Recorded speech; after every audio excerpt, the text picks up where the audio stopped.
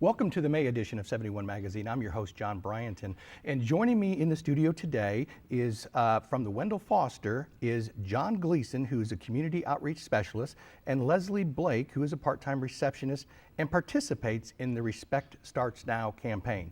Welcome both of you to the show. Thanks. Appreciate you guys coming on. John, let's start with you. What is the mission and purpose of Respect Starts Now campaign? Yeah, so Respect Starts Now, we just started in March of 2018, and it's a brand new campaign. And the mission is just to encourage students to start showing respect, not only to the cool kids or to their friends, but start showing respect to everyone. Okay. So it's not just focused on those with disabilities, but we're trying to broaden it and start showing respect to everyone. Okay, so does this sort of include not just respect, but like bullying, or is that sort of what you're referring to? Yeah. So we talk about bullying and not being judgmental to those with disabilities, and then we also talk about the terminology that we use. Speaking with kindness. Oh, okay. Yeah. Well, that's good. And who and where do you make these presentations around town? Yeah, so we go all around the community, but we've also have even gone into Evansville. So yeah, we have a wide scope of where we will present these presentations, and they're about 30 minutes or so. Okay. And we've talked to kindergarten all the way to 12th grade. Oh, okay. So you are hitting all the schools then in this general area. How is this being received by the teachers in the school systems? Yeah, the teachers love it. We just had a teacher call us yesterday to book 5 more presentations. So Really? it's been pleasantly surprising. Yeah. Thankfully, the hard work has paid off. Yeah. Well, I know the R Word campaign, that was done prior to this was very, very successful.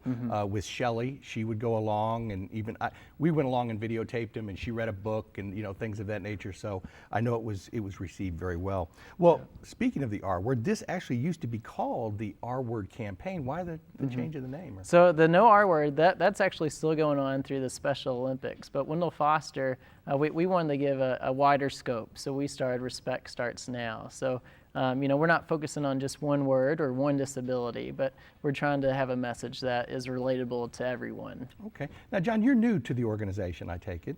Can you give me a little bit of background about yourself? Yeah, so I'm from Owensboro, Kentucky. Okay. I've been with Wendell Foster for about a year now, and I graduated from Apollo High School and Kentucky Wesleyan College. Okay. And I got interested in the job because a friend of mine down the street had cerebral palsy. And they shared with me about the position coming up, and I went in for an interview, and I met some of the people that live at Wendell Foster, and it just felt like home. Yeah. So was this your first job out of college? No, it wasn't. Okay. Yeah, I was at Independence Bank. I really enjoyed my time there, but this is something that really connects with me at Wendell Foster. A little bit more fulfilling for you. Right, Okay. yeah. Well, that makes sense. Leslie, what is your involvement in this campaign exactly? My involvement with it is I go around with John to schools and tell them about my personal story and how I was bullied in school and the maybe the aspects of the daily living and what I've gone through and how I get through my daily stuff Right. through living with cerebral palsy. Okay. And why is this campaign important to you?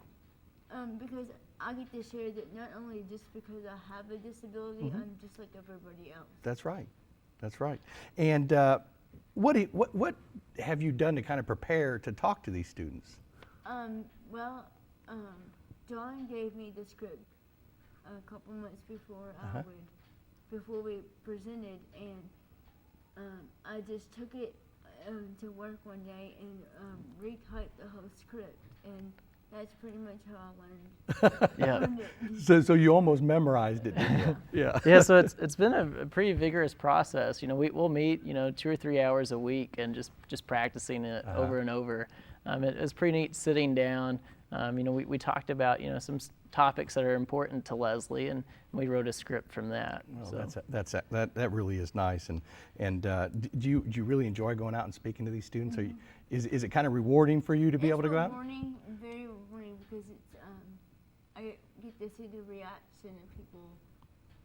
Because not every day you see somebody with a disability get up in front of people and tell them your personal story. Right. And I think that kind of makes a connection with the kids, you know, coming directly from you, talking about your past and how you were bullied and things of that nature and how that affected you, you know, I would think it would almost be like a light bulb going off in some of these students, you know, when they're hearing it directly from you, because, you know, you don't hear that a lot. You know, the people who were bullied, you don't hear them speaking out as much. So this is obviously a wonderful platform for that to come to light. So that's excellent, Leslie. What are the main talking points that you make in these presentations, John? Yeah, so the first one, we talk about not being judgmental to those with disabilities. And we give a list of examples of why you shouldn't do that. You know, we talk about our friend who's in a wheelchair, and he can't speak very clearly, but he can name off every model of airplane that's ever been made. So that usually gets their eyes to open up. And then we talk about, you know, eliminating the use of the R words. We do tie in the no R word there. And then the third point is we give some tips on bullying.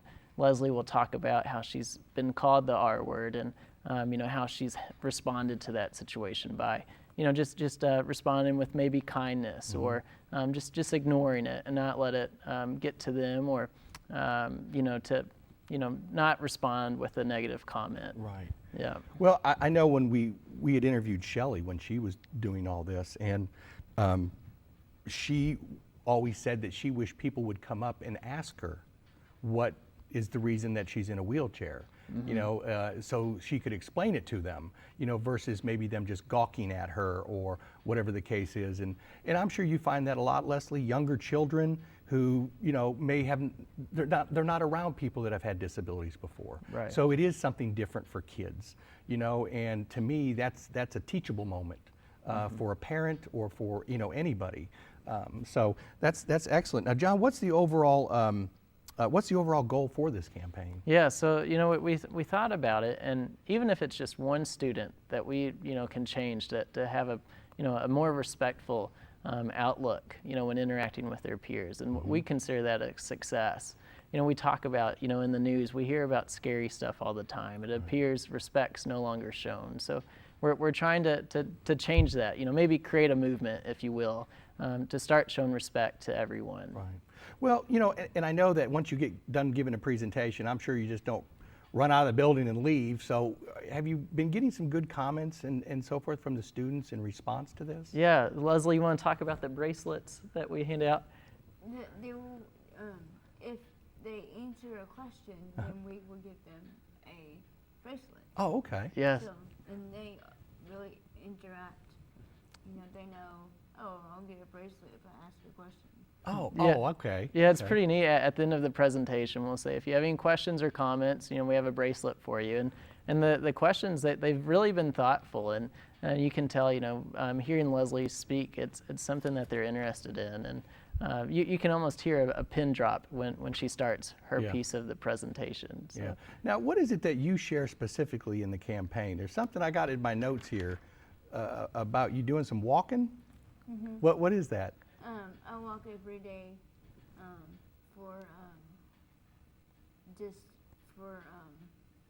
I think in my notes said 3 miles. 5 miles. 5 miles. You walk Yeah. 5 miles a day. Why is walking important to you, or is it? It's a stress reliever for me. It just makes my day get started better. Does it? Oh, excellent. Maybe I ought to try that. it'll probably help me too, Leslie.